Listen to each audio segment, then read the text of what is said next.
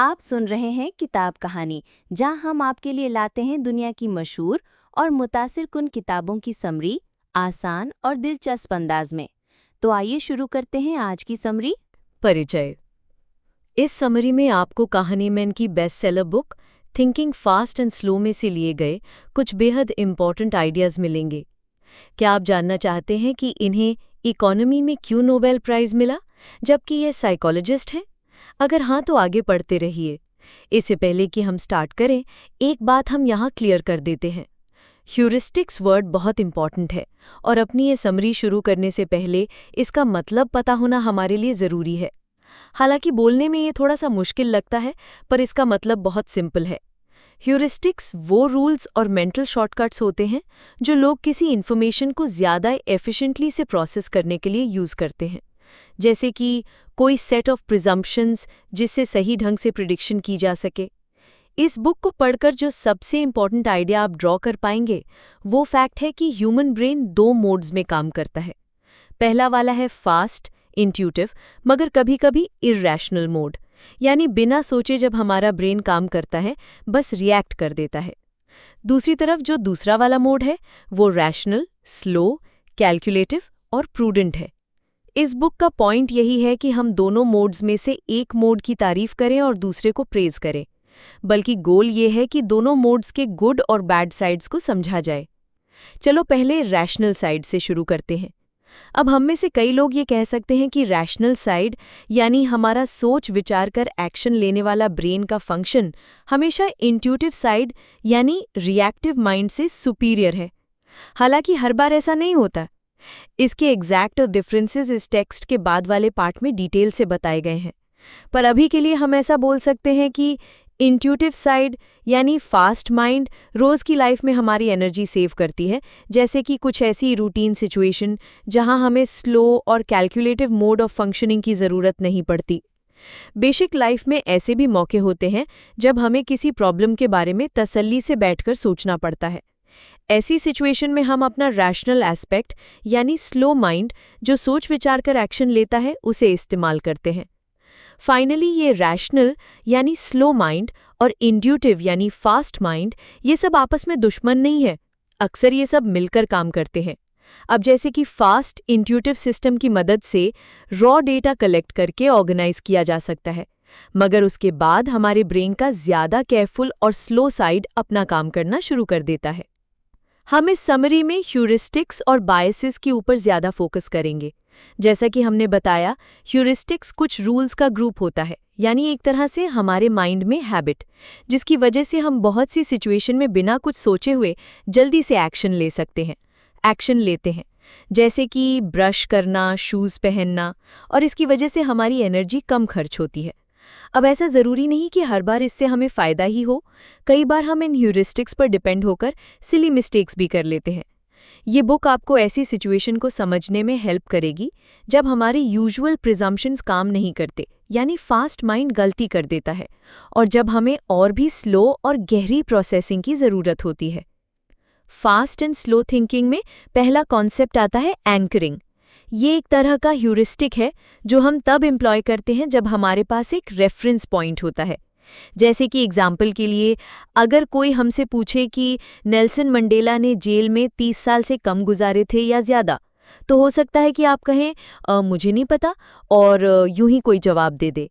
लेकिन इंटरेस्टिंग बात तो ये है कि अगर कोई उसके तुरंत बाद आपसे पूछे कि नेल्सन मंडेला ने कितने साल जेल में बिताए थे, तो आप ज़रूर 30 के आसपास का टाइम लिखेंगे, क्योंकि जो पहला सवाल आपसे पूछा गया था उसके बेस पर आप इस जवाब पर पहुंचे। अब होता यह है कि जब एंकर्स रैंडमली सेट नहीं होते तो हर चीज़ सही काम करती है। नेल्सन मंडेला वाले एग्जाम्पल में एंकर रैंडमली सेट नहीं था, क्योंकि मंडेला ने 30 साल जेल में काटे थे। इस तरीके से एंकरिंग आपको बेस्ट एस्टिमेशन का अंदाज़ा लगाने में हेल्प करता है। अब एक दूसरी सिचुएशन देखते हैं जहां ये एंकरिंग ह्यूरिस्टिक आपके खिलाफ यूज़ की गई हो। कुछ लोग पॉन शॉप्स यानी ऐसी दुकानें जहां पुराना सामान बिकता है में जाकर अपना कुछ पर्सनल सामान काफ़ी कॉस्टली बताकर बेचने की कोशिश करते हैं। जैसे कि स्टीव ये हमेशा करता था, और कई बार तो काफ़ी सारा पैसा घर लेकर आता था।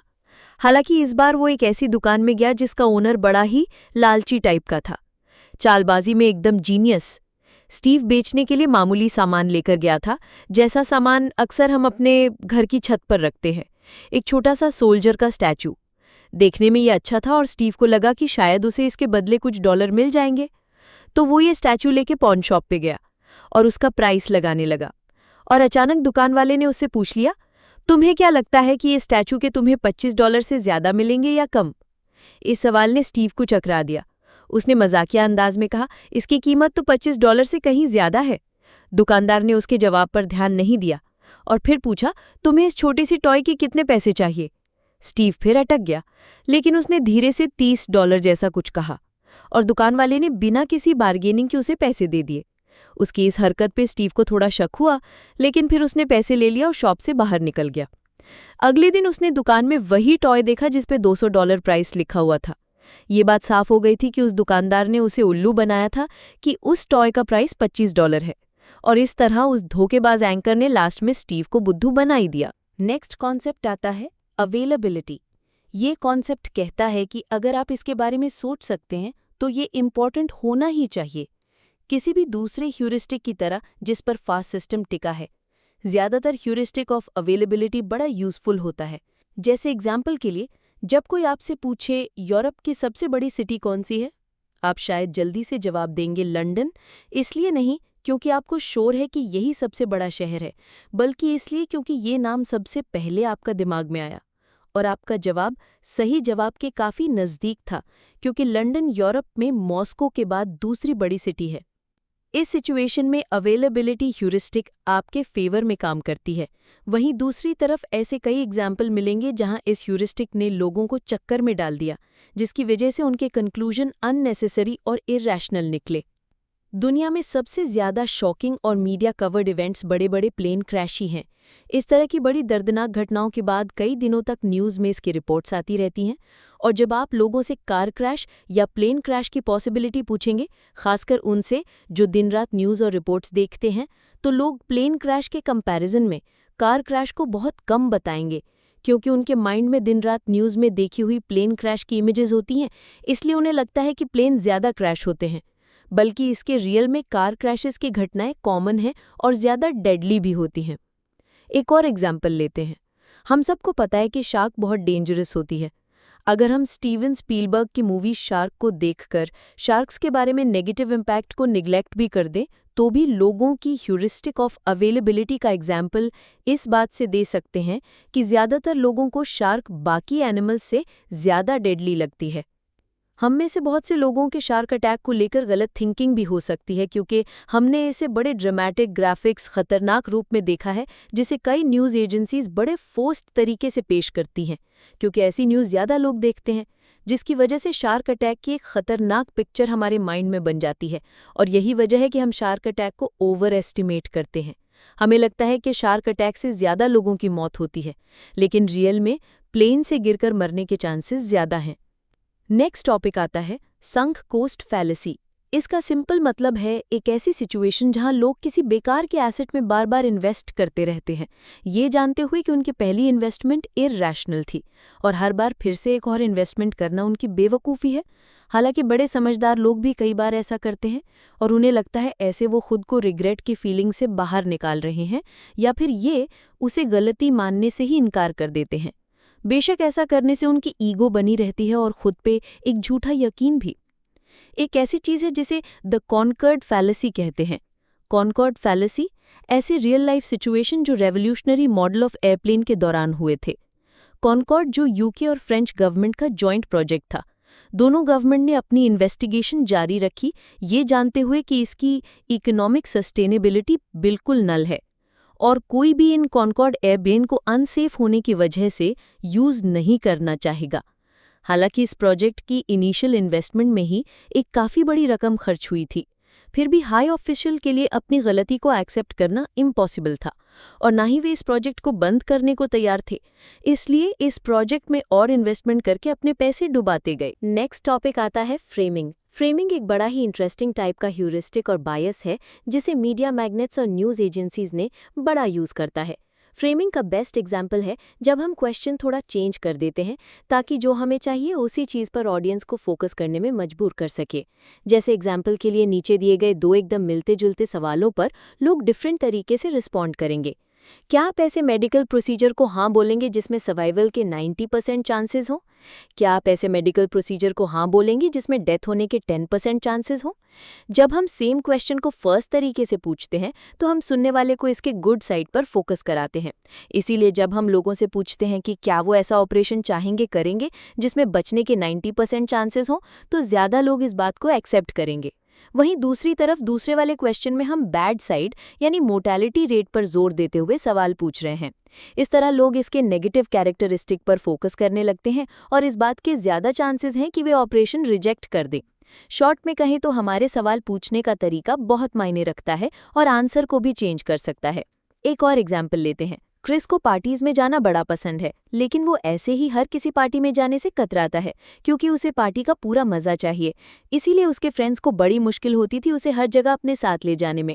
लेकिन फिर उन्हें इसका एक सोल्यूशन मिला। वे उसे क्लब में साथ चलने के लिए बोलते थे और उसके सामने डिस्कस करते थे कि लास्ट टाइम इस क्लब में उन्हें कितना मजा आया था। वे कभी भी क्रिस को उनके साथ हुए बैड एक्सपीरियंसेस नहीं बताते थे और क्रिस भी इससे काफ़ी इंप्रेस होता था। अब एक और एग्जाम्पल है, शायद पहले वाले से ज़्यादा इम्पॉर्टेंट। जिस तरह से हमें न्यूज़ दिखाई जाती है, ऑब्वियस है कि उसका मकसद यही है कि हम पर उस न्यूज़ का पूरा इफेक्ट पड़े। अब जैसे कि किसी टाउन में कोई रेस्क्यू मिशन चलाया गया जो अच्छी तरह निपट गया।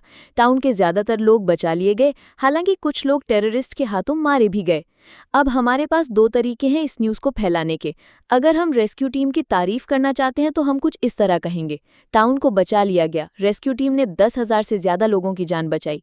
वहीं दूसरी तरफ अगर हम इस मिशन की बेइज्जती करना चाहेंगे तो बिना झूठ बोले कुछ इस तरह बोल सकते हैं, क्या हम मासूम लोगों की मौत से किसी की जान बचा सकते हैं? एक फील्ड रेस्क्यू मिशन में 50 से ज़्यादा सिविलियंस ने अपनी जान गंवाई। अब इसमें कुछ नया नहीं किया गया, क्योंकि अगर कुछ सिविलियंस की जान गई है तो मिशन 100% सक्सेसफुल नहीं माना जा सकता। फैक्ट्स के सिलेक्शन और थोड़ा कुछ बढ़ा चढ़ाकर बोलने का इसमें इंपॉर्टेंट रोल है। तो नेक्स्ट टाइम जब आप न्यूज़ देखें तो ये बातें माइंड में रखें कि फैक्ट्स को डिफरेंट फॉर्म में लपेट के पेश किया जा सकता है। उन्हें प्लानिंग के साथ चुन चुनकर न्यूज़ एजेंसीज आपके सामने इस तरह रखती हैं ताकि वो जो मैसेज देना चाहें आप तक पहुंचे। न्यूज़ और मार्केटिंग एजेंसीज बड़ी चालाकी से मॉरल और जुडिशरी नॉर्म्स को ताक पर रखते हुए अपने काम करती हैं। एक तरफ तो वो कह सकते हैं कि हम सच बताते हैं, मगर दूसरी तरफ वो वही फैक्ट्स जनता को दिखाते हैं जो वो दिखाना चाहते हैं, ताकि लोगों पर उनके मैसेज का मैक्सिमम इफेक्ट पड़े। नेक्स्ट टॉपिक आता है optimism and loss of aversion, over confidence. हम पहले ही संक कोस्ट फैलेसी के बारे में एक्सप्लेन कर चुके हैं, जो कि अनरीजनेबल ऑप्टिमिज्म और लॉस ऑफ एवर्जन से क्लोजली लिंक्ड है। कम वर्ड्स में बड़ी बात कहें तो कोई भी बिजनेस या कमर्शियल शुरुआत की प्लानिंग करते वक्त लोग अक्सर थोड़े से फैक्टर को ही माइंड में रखते हैं, जबकि ज़्यादा इंपॉर्टेंट फैक्टर्स को अंडर एस्टिमेट कर लेते हैं। जैसा कि हमने ये पहले बताया है कि संक कोस्ट फैलेसी और ओवर कॉन्फिडेंस दोनों बहुत क्लोज फेनोमेना है। चलो एक बार फिर से कॉनकॉर्ड एग्जाम्पल यूज़ करते हैं। ओवर कॉन्फिडेंस का सबसे इंपॉर्टेंट फीचर ये है कि ये बेनिफिशियल इवेंट्स को ओवर एस्टिमेट करता है और बैड इवेंट्स को अंडर एस्टिमेट। ये पॉसिबल है कि संक कोस्ट फैलेसी मिस्टेक से पहले कॉनकॉर्ड के डिज़ाइनर्स ने भी यही मिस्टेक की होगी। एग्जाम्पल के लिए ये बहुत हद तक पॉसिबल है कि कॉनकॉर्ड के डिज़ाइनर्स एक नए प्लेन के बनने की पॉसिबिलिटी से कुछ ज़्यादा ही खुश हो गए होंगे। ये एक्सेप्शनली फास्ट था, ये आपको कुछ ही घंटों में दुनिया के किसी भी कोने में पहुंचा सकता था, ये लग्जूरियस था, ये साउंड की डबल स्पीड पर चल सकता था, वगैरह वगैरह। वहीं दूसरी तरफ इसमें बैड इवेंट्स की पॉसिबिलिटीज़ को अंडर एस्टिमेट किया गया था, जैसे कि safety issues, amount of demand को पूरी तरह निगलेक्ट किया गया था, जो इसके फेल होने का बहुत बड़ा रीज़न थी। और इसके बावजूद अपनी ओवर कॉन्फिडेंस की गलती एक्सेप्ट करने के बजाय उन्होंने एक और बड़ी मिस्टेक की इस ऑलरेडी फेल्ड प्रोजेक्ट में फिर से इन्वेस्ट करके। Affective forecasting. अफेक्टिव फोरकास्टिंग एक कॉम्प्लेक्स फिनोमिनन है। सिंपल तरीके से कहें तो ये तब होता है जब हम फीलिंग के बेस पे फ्यूचर के बारे में प्रिडिक्ट करते हैं। हालांकि ये प्रिडिक्शन करते वक्त हम कई तरह की मिस्टेक करते हैं और अब हम इनमें से कुछ मिस्टेक मेंशन करेंगे। पहली मिस्टेक है इम्पैक्ट बायस। वेकेशन की प्लानिंग करते टाइम इसका बेस्ट एग्जाम्पल देखा जा सकता है। काम से ब्रेक लेकर एक वेल डिजर्व्ड वेकेशन पर जाने की खुशी कुछ और है। एक तो हमारे माइंड में एक बढ़िया वेकेशन की इमेज होती है और दूसरा ये भी कि हमें इस बात की खुशी होती है कि चलो इस बहाने कुछ टाइम तो काम से ब्रेक मिलेगा। हम उस खुशी को ओवर एस्टिमेट करने लगते हैं जो हमें मिलने वाली है। यही हमारे डिसअपॉइंटमेंट और एक्सपेक्टेशन पूरी ना होने की सबसे बड़ी वजह है। ये सो कॉल्ड पैरिस सिंड्रोम या पारी शोकोगुन, जो जापानीज टूरिस्ट्स में बहुत प्रोमिनेंट है, जो खास तौर पर देखा जा सकता है। उन्हें फ्रांस में अपनी वेकेशन से इतनी ज़्यादा एक्सपेक्टेशन होती है कि कई बार इन एक्सपेक्टेशन का पूरा होना इम्पॉसिबल होता है, जिसके चलते कुछ Japanese tourists depression, dizziness, tachycardia, sweating या वॉमिटिंग तक फील करने लगते हैं। बेशक वे लोग बड़े हार्ड वर्किंग होते हैं, कई कई घंटों तक काम करते रहते हैं, ये सोचकर कि काम से ब्रेक लेकर वो एक परफेक्ट वेकेशन पर जाएंगे जो वो डिज़र्व करते हैं। लेकिन अपने सिटी ऑफ लाइट में परफेक्ट वेकेशन का सपना लेकर जब वे जाते हैं तो उन्हें मिलती हैं डर्टी स्ट्रीट्स, लोगों की लंबी लाइंस, कभी कभी बैड वेदर, महंगी चीज़ें वगैरह, जिसकी वजह से उनका परफेक्ट वेकेशन की खुशी डिप्रेशन में बदल जाती है। दूसरी मिस्टेक है इम्यून नेग्लेक्ट। ये इम्पैक्ट बायस की दूसरी साइड है। इसे साइकोलॉजिकल इम्यून सिस्टम का सबसे इंपॉर्टेंट फंक्शन माना जा सकता है। टर्म नेग्लेक्ट को इसलिए यूज़ किया गया है क्योंकि अक्सर लोग अपने इम्यून सिस्टम की इस टेंडेंसी से बेखबर होते हैं कि ये फ्यूचर इमोशनल रिस्पॉन्सेस को बढ़ा कर सकती है। ये देखा गया है कि जो किसी इवेंट के सिर्फ बैड एस्पेक्ट को बढ़ा करके सोचते हैं, उनमें स्ट्रेस रिस्पॉन्स कम होता है जब उन्हें रियल में ऐसे इवेंट फेस करने पड़ते हैं। ऐसा देखा गया है कि किसी बैड इवेंट के बारे में सिर्फ बात करने से ही बॉडी अलर्ट हो जाती है, जिसका रिजल्ट ये होता है कि जब ये रियल इवेंट सच में होते हैं तो लोग पहले से ही अच्छी तरह प्रिपेयर्ड होते हैं। इसलिए जो जजमेंट एक्चुअली में रॉन्ग होता है, हमारे साइकोलॉजिकल इम्यून सिस्टम को अलर्ट कर देता है और कई बार हमें बहुत सारी प्रॉब्लम से भी बचा लेता है। हम अब एक ऐसी सिचुएशन के बारे में बात करेंगे जो अक्सर होती है, ताकि ये कॉम्प्लेक्स प्रोसेस ईजिली समझ आए। हम सब जानते हैं कि अक्सर कुछ लोग डेंटिस्ट के पास जाने से डरते हैं। यहाँ तक कि डेंटिस्ट के क्लिनिक की स्मेल ही इन लोगों में डर पैदा कर देती है। उनके लिए डेंटिस्ट के पास जाना मौत से भी भयानक है। वे बुरे से बुरे सिचुएशन की इमेजिनेशन करते रहते हैं। क्या होगा अगर कुछ गलत हो गया तो? अगर मुझे कोई इन्फेक्शन हो गया तो? अगर डेंटिस्ट से कोई गलती हो जाए तो? उनकी ये अगर मगर की लिस्ट बहुत लंबी होती है। लेकिन अगर ये लोग हिम्मत जुटाकर डेंटिस्ट के पास अपनी प्रॉब्लम लेकर जाते हैं तो डेंटल प्रोसीजर के दौरान उन्हें फील होता है कि वे तो बेकार में ही इतना डर रहे थे, एक छोटी सी चीज़ पर ओवर रिएक्ट कर रहे थे। वो इसलिए क्योंकि उनकी एक्सपेक्टेशन के हिसाब से उनके साथ कुछ बुरा ही होना था, ये वो मानकर चल रहे थे।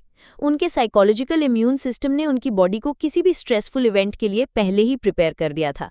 फोकलिज्म एक और तरीका है जिसमें लोग फ्यूचर इवेंट प्रेडिक्ट करते वक्त मिस्टेक करते हैं। फोकलिज्म तब होता है जब कोई इंसान किसी इवेंट के स्पेसिफिक डिटेल पर इतना ज़्यादा फोकस करता है कि ये डिटेल्स बाकी एस्पेक्ट के मुकाबले सबसे ज़्यादा प्रोमिनेंट बन जाती है। ये ऐसी सिचुएशन में देखा जा सकता है जब लोग कंफ्यूज होते हैं कि कहाँ मूव किया जाए, कैलिफोर्निया या मिडवेस्ट। बहुत से लोग सिर्फ वेदर डिफरेंस पर ही फोकस करते हैं और एक बस इसी फैक्टर पर स्टिक रहते हैं, क्योंकि ये स्पेसिफिक डिटेल उनके फोकस का सेंटर है और बाकी ज़रूरी काम की बातें निगलेक्ट कर दी जाती है, जैसे कि चीज़ों की प्राइस या फिर क्वालिटी ऑफ लाइफ। कंक्लूजन। यहाँ आपके पास है अब कहानी मैन की book thinking fast and slow के मोस्ट इंपॉर्टेंट आइडियाज, जो इस बुक का एक्सट्रैक्ट है और एग्जाम्पल के साथ पेश किया गया है। इस समरी से आप कुछ इंपॉर्टेंट बातें सीख सकते हैं। पहला, थिंकिंग एक यूनिफाइड प्रोसेस नहीं है। एटलीस्ट दो डिफरेंट टाइप की थिंकिंग होती है, फास्ट थिंकिंग और स्लो थिंकिंग, और दोनों के एस्पेक्ट में एक दूसरे से बिल्कुल डिफरेंट है। दूसरा, स्लो टाइप की थिंकिंग हाईली रैशनल और कैलकुलेटिव होती है, जिसमें हम ज़्यादा टाइम लगाते हैं चीज़ों को इवैल्यूएट करने के लिए। ये सारी पॉसिबिलिटी को कंसिडर करती है और अक्सर ये इमोशन से इन्फ्लुएंस नहीं होती है। ये वाली थिंकिंग हम तब एम्प्लॉय करते हैं जब हमें मैथमेटिक्स की कोई कॉम्प्लेक्स प्रॉब्लम सॉल्व करनी होती है या फिर अपने फ्यूचर के लाइफ प्लान्स बनाने होते हैं। फास्ट थिंकिंग बहुत सी सिचुएशन में अच्छी होती है क्योंकि ये प्रिजम्पशंस के हिसाब से एक्ट करती है, जो एक तरह से थोड़ा रियल इवेंट्स पर बेस्ड होते हैं। ये बायसेस हमेशा सही हो ये ज़रूरी नहीं, मगर ज़्यादातर हालात में ये काम करते हैं, इसलिए ये यूज़फुल भी है। फास्ट थिंकिंग ऑटोमेटिक और सबकॉन्शियस होती है और इन फास्ट प्रोसेसेस से अवेयर होना बहुत हार्ड होता है। फॉर स्लो और फास्ट थिंकिंग एक दूसरे के ऑपोजिट नहीं है, ये दोनों अक्सर साथ में एक्ट करते हैं। फॉर कुछ न्यूज़ और मार्केटिंग एजेंसीज आपके फास्ट थिंकिंग प्रोसेस को पर्पसफुली इन्फ्लुएंस करने की कोशिश कर सकती हैं क्योंकि ये आपके कॉन्शियस से छिपा हुआ रहता है। 6, जब भी आप कुछ पढ़ें, खासकर न्यूज़ आर्टिकल्स या ऐसी ही कोई चीज़, तो सो कॉल्ड फ्रेमिंग से बचकर रहें। कंटेंट से ज़्यादा इंपॉर्टेंट है उनके क्वेश्चन का तरीका। अगर आपको ये समरी पसंद आई हो तो वीडियो को लाइक करें, शेयर करें और चैनल को सब्सक्राइब करना ना भूलें, ताकि आपको हर नई वीडियो की बरवक्त इत्तला मिलती रहे। आप नीचे कमेंट्स में हमें ये भी बता सकते हैं कि अगली वीडियो में आप किस किताब की समरी सुनना चाहते हैं। इल्म बांटिए, सोच बदलिए।